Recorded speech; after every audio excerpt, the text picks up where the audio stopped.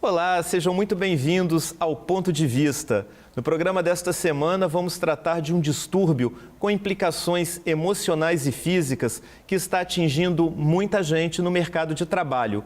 É a síndrome de burnout. E para conhecermos suas causas, seus sintomas e como tratar do problema, nós convidamos o médico psiquiatra Valber Dias Pinto. Dr. Valber, seja muito bem-vindo aqui ao Ponto de Vista. Satisfação tê-lo aqui. Obrigado pelo convite, fico feliz. Dr. Valber, como é que a gente pode definir a síndrome de burnout?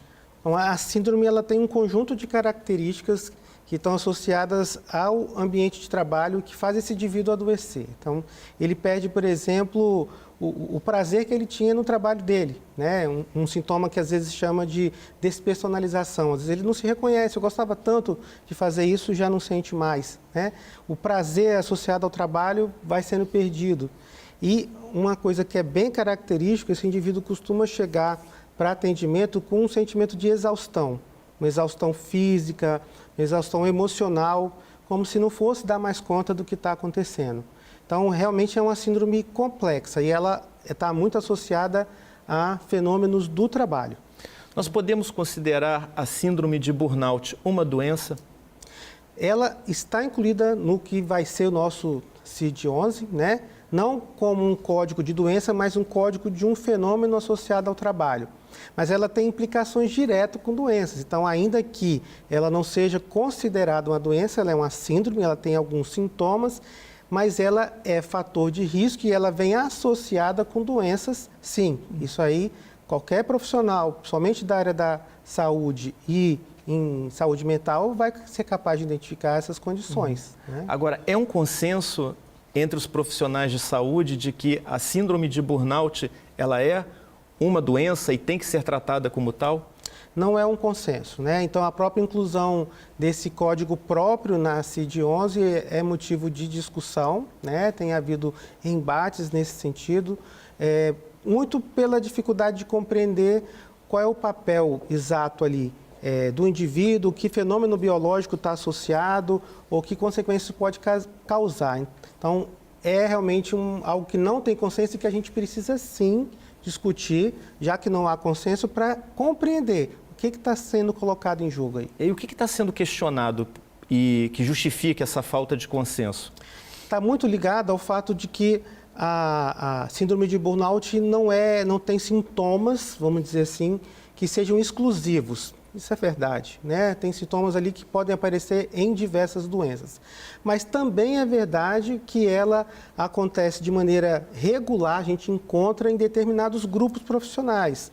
Profissionais de saúde, professores, pessoas que prestam serviços de maneira geral. Então, é uma condição que sim, que estão submetidos a uma carga muito grande de cobrança, de estresse. Sim, e de uma demanda que eles não têm controle. Então, acho que a perda da autonomia do indivíduo nessas situações, o professor, por exemplo, durante a pandemia, teve que dar conta do trabalho presencial em determinado momento, do trabalho online, preencher inúmeras planilhas e com o mesmo tempo que ele tinha antes. Uhum.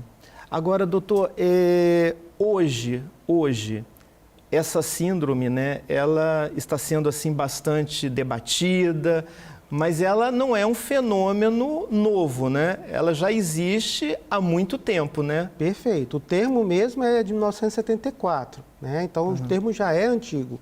E, de alguma forma, quando a gente não tinha esse código, como não tem ainda, porque o CID-11 não foi ainda traduzido oficialmente para a nossa língua, então ele não é validado no Brasil, mas a gente acabava encontrando no CID alguns elementos que pudessem sinalizar que a gente suspeitava disso, né? Então, existe a caracterização antes já era possível. Então, a gente estuda, né, esse assunto. Se você buscar na literatura, você vai encontrar material de 1970, 80, 90. Então, existe um material vasto e continuará tendo, porque esse fenômeno não vai mudar simplesmente porque tem ou não temos um código. Ele existe. Então, não tem como negar que o fenômeno ligado ao trabalho, síndrome de burnout, existe. Mas o senhor diria que antes ele era menos intenso do que se apresenta hoje? Acho que as mudanças que a gente veio vivenciando nas relações de trabalho, né, as mudanças de geração, né, e agora, né, para arrematar toda essa situação, a pandemia tornou isso muito mais evidente e esse debate inevitável. Vai ser difícil para um trabalhador que esteja, né, sofrendo, né, dessa síndrome de burnout, ele comprovar, porque para fins da Justiça do Trabalho, por exemplo, né, ele vai ter que se fundamentar, né? E ele vai encontrar dificuldades para comprovar que ele sofre desse transtorno junto aí aos profissionais de saúde? Ele vai ter muita dificuldade, isso é verdade. Porque além de procurar um profissional da área da saúde, esse profissional da área de saúde vai ter que fazer o contato com o médico de trabalho, se houver, né, do local onde ele trabalha, para que, conhecendo o ambiente de trabalho, possa, então, fazer a caracterização nos moldes que o Conselho Federal de Medicina exige.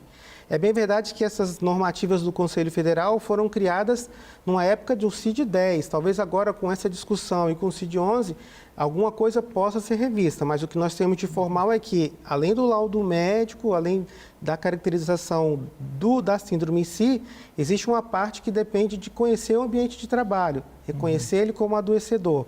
Então, isso torna tudo muito mais complicado. Que fatores o senhor apontaria como causas que podem desencadear essa síndrome de burnout? A gente tem causas ligadas ao trabalho, né? E causas ligadas ao indivíduo. Tem indivíduos que têm realmente uma personalidade que favorece o adoecimento, a forma de lidar com os estressores, de não aceitar suporte, porque o suporte das pessoas, no geral, diminui a percepção de estresse. Então, a forma como ele lida com o estressor modifica.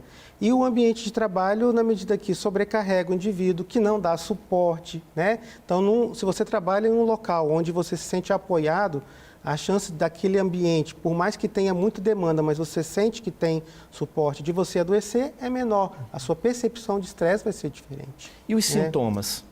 Então, os sintomas da síndrome são basicamente esses: a exaustão emocional, a despersonalização e o sentimento de insatisfação profissional. Agora, isso vem no indivíduo como sintomas ligados à depressão ou à ansiedade, né? Que são mal do século, né? Que estão sempre por aí. Estão sempre por aí. À espreita, já havia uma previsão de 2030 ser a principal causa de afastamento às doenças mentais, e eu creio que tudo isso que aconteceu fez isso antecipar em vários e vários anos. Agora, como é que é feito o tratamento hoje, doutor?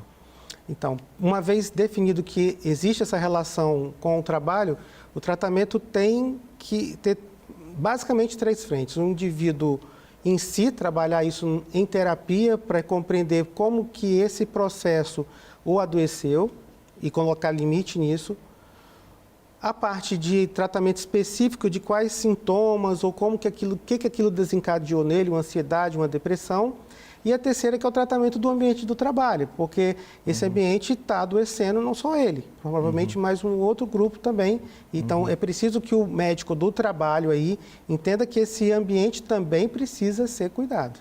São necessários medicamentos em alguns casos? Em alguns casos, sim. Somente quando você tem um transtorno depressivo ou ansioso, um estresse pós-traumático associado, você tem que tratar para diminuir o tempo necessário para ele ficar novamente bem. Mas né? A psicoterapia é fundamental num caso como esse. Sem ele se implicar no processo, sem ele entender onde que foi que ele permitiu, vamos dizer assim, onde ele não ofereceu limite para que aquela, de certa forma, a agressão chegasse até ele, eu acho difícil que ele melhore e que ele não volte a adoecer. O senhor tocou numa questão muito interessante, né? Que é a própria pessoa se reconhecer vítima, né? E ela também, além de se reconhecer vítima, ela perceber de que, de uma certa forma, ela contribuiu para que sofresse todas essas agressões no mercado de trabalho, não? Ela se perceber que ela adoeceu, que ela foi vítima dessa situação toda, que é complexa, não é uma coisa só, então, que ela adoeceu, que não está funcionando adequadamente, que ela, por exemplo, não consegue mais exercer as funções dela sociais, laborais, como exercia antes.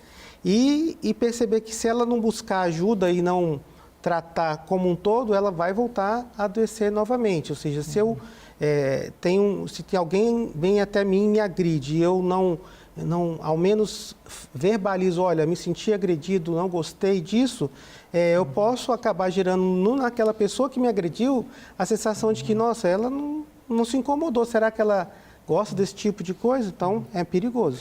A gente está falando muito sobre o ponto de vista do paciente, né? Mas se a gente for pensar bem, né? O empregador também, né? Ele precisa ser trabalhado, ele precisa ser tratado também, não? Então, é o empregador no sentido da pessoa e do ambiente de trabalho. Sim, o ambiente precisa melhorar a cooperação entre as pessoas, a competição, ela... entre as pessoas ali, se ela não for adequadamente administrada, ela pode partir para uma competição que não é saudável, onde um não quer apoiar o outro. Então, trabalhar esse sentimento de equipe, não só num sentido pejorativo de equipe, mas de que um pode contar com o outro, pode dar suporte, e aí envolve, claro, sim, o empregador que tem uma visão para isso, é fundamental, porque esse empregador com essa visão, ele é capaz, sim, de estar preparado para o que o futuro vai vir. E, consequentemente, ter um ambiente de trabalho mais saudável e, consequentemente, mais produtivo, né? Porque um ambiente de trabalho onde as pessoas estão infelizes, elas estão insatisfeitas, consequentemente, isso vai se refletir na qualidade, né, do serviço que é oferecido. E aí, no produtivo, né? Não só no produtivo... o que nós estamos produzindo? Né? Não é só na produção no sentido de número, quantidade, mas o que eu estou produzindo em termos de qualidade de vida para as pessoas, que é o que mais importa, né? Com o trabalho enquanto um lugar de realização para as pessoas. Então, eu estou produzindo isso também ou eu só estou produzindo algo que possa ser contado? Então, sim, nesse sentido de produção, eu vejo que a gente teria grandes melhoras. Hoje a gente observa, doutor, embora não seja muito dentro da sua área de atuação, mas existem, né, flexibilização das leis trabalhistas, dos contratos de trabalho, e isso acaba se traduzindo muitas vezes numa sobrecarga de serviços com jornadas bastante extensas, exaustivas, ou seja, que o trabalhador ele tem pouco momento de lazer para estar com a família dele. Isso acaba sendo também um gatilho para ocasionar uma síndrome de burnout, não? Eu costumo dizer o seguinte, que a gente tem diversos papéis que a gente exerce na nossa vida. Então, a gente tem o papel central, então aqui o Valber pessoa, ele vai dar sustento para o Valber psiquiatra, o Valber pai, o Valber filho, o Valber irmão, e esses dependem do meu bem-estar. Então, eu preciso preservar meu bem-estar, cuidar dos momentos de lazer, dos momentos em que eu faço coisas que eu gosto, para que o Valber fique bem, porque senão os outros vão adoecer e no que adoecem vão me sufocar. Então, eu preciso botar limite nisso para que eu tenha realmente, consiga me manter bem como pessoa. E o que o trabalhador ele pode fazer, vamos dizer assim, para não desenvolver, como ele pode se precaver para não chegar a um quadro desse de ser vítima dessa síndrome? A primeira coisa é ele ter clareza que ele não precisa dar conta das coisas como querem que ele dê. Assim, peraí. Eu dou conta dessa forma, é assim que eu gostaria que fosse. E quando não mostrar a sua voz, colocar a sua voz, né? Conversar com os pares, discutir com os pares. Eu acho que falar é fundamental para resolver todo esse processo.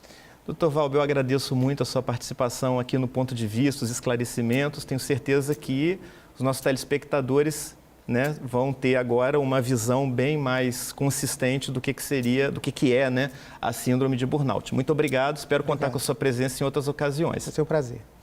Pois é, eu agradeço também a sua audiência, a sua companhia. E lembrando que no próximo Ponto de Vista, da semana que vem, nós vamos continuar falando de síndrome de burnout. Só que desta vez, tratando das relações da síndrome com o mercado de trabalho e a justiça trabalhista. Você não pode perder e eu te espero em mais um Ponto de Vista. Até lá!